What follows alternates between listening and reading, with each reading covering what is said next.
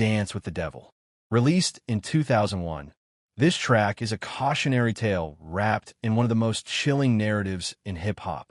Immortal Technique tells the story of a young man desperate to gain respect in the streets, willing to commit increasingly violent crimes to prove himself. What starts as a disturbing crime story spirals into a horrifying twist ending that shocks first-time listeners. The genius of this song lies in its storytelling. Technique doesn't glorify the violence. He condemns it. The final verse delivers an emotional gut punch that leaves you silent when the beat stops. This isn't background music. It's a dark, cautionary piece that forces you to confront the ugly side of ambition, crime, and morality. In the early 2000s, Eminem was no stranger to controversy, but Kim remains one of his most disturbing works. Released in 2000 on the Marshall Mathers LP, the track is essentially a one-sided conversation, or rather, a screaming match between Eminem and his then-wife Kim. The song plays out like a violent, twisted audio drama, with him voicing both himself and Kim in a disturbing roleplay. It's uncomfortable by design.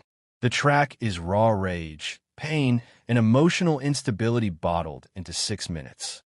While many see it as artistic expression rather than a literal account, it's still one of the most unsettling songs in rap history, blurring the lines between reality and performance.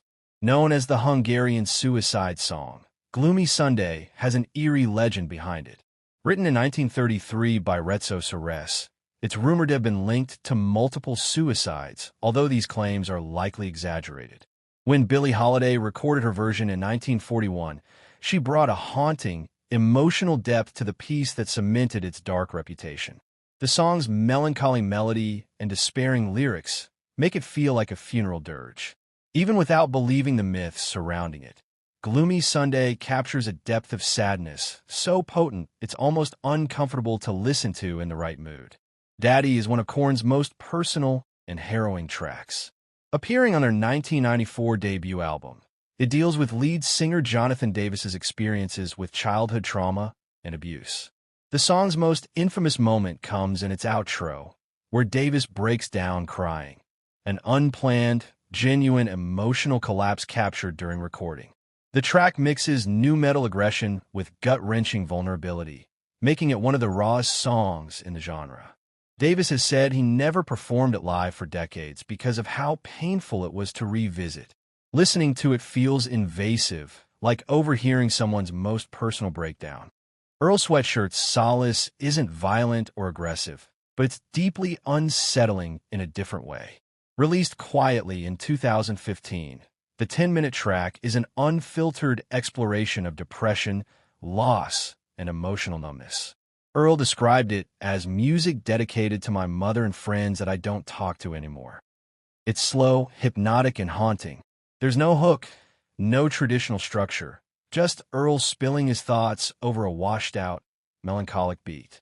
Listening to Solace feels like sinking into someone else's mental fog, making it an incredibly intimate but heavy experience.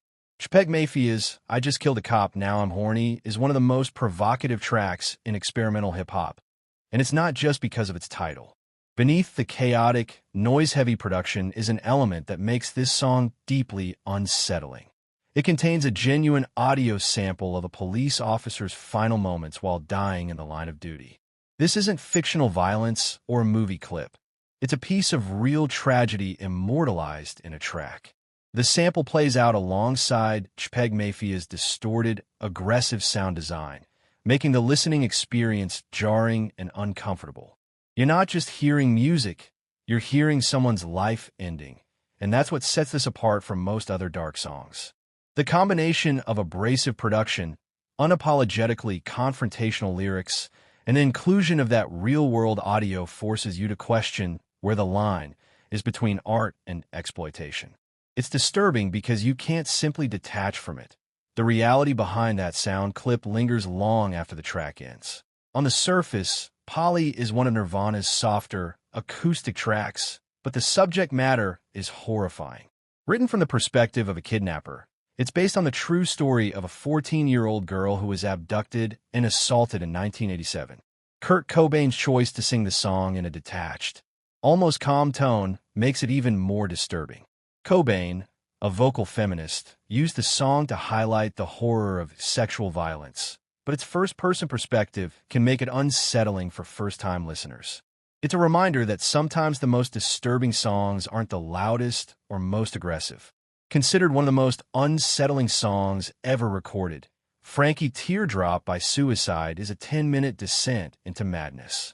The track tells the story of a factory worker who kills his family and himself, narrated over a minimal, pulsing electronic beat. Alan Vega's screaming is the stuff of nightmares, sudden, piercing, and unpredictable. Listening to it feels claustrophobic and tense, like something terrible could happen at any moment. It's not a song you put on casually. It's an endurance test, both musically and emotionally. Before Tyler became known for his more refined and experimental projects, he was infamous for his shock value. Sarah, from his 2009 mixtape Bastard, is one of his most disturbing early tracks. It's a fictional but graphic depiction of obsession, stalking, and violence, delivered with Tyler's signature dark humor and unsettling imagery. While it's important to note that this is a work of fiction, Tyler uses the track to push the boundaries of horrorcore rap. It's crude, uncomfortable, and deliberately over the top, showing how music can provoke strong reactions by crossing moral lines. Iowa isn't just a song. It's an experience in pure chaos. The title track from Slipknot's 2001 album is over 15 minutes of slow-building, suffocating metal. Frontman Corey Taylor recorded his vocals while injuring himself in the booth, going to extreme lengths to capture a sound that was as painful as it was aggressive. The song's atmosphere is oppressive, droning guitars, distorted screams, and a sense of pure, unrelenting hatred. Iowa feels like it's actively trying to crush you, and for fans of extreme metal, it stands as one of the genre's most intense and disturbing pieces. Music can be beautiful, uplifting, and healing, but it can also be raw, confrontational, and deeply unsettling. The songs on this list push those limits, exploring themes most artists avoid. Whether they're telling a tragic story, confronting social issues, or diving into the darkest corners of the human mind, these tracks remind us that music isn't always about comfort. Sometimes it's about truth, even when that truth is hard to hear. Thanks for watching. If you've heard any of these songs, let me know in the comments which one affected you the most. And if you think I missed a disturbing track, drop it down below. Don't forget to like, subscribe, and hit the bell for more deep dives into music history.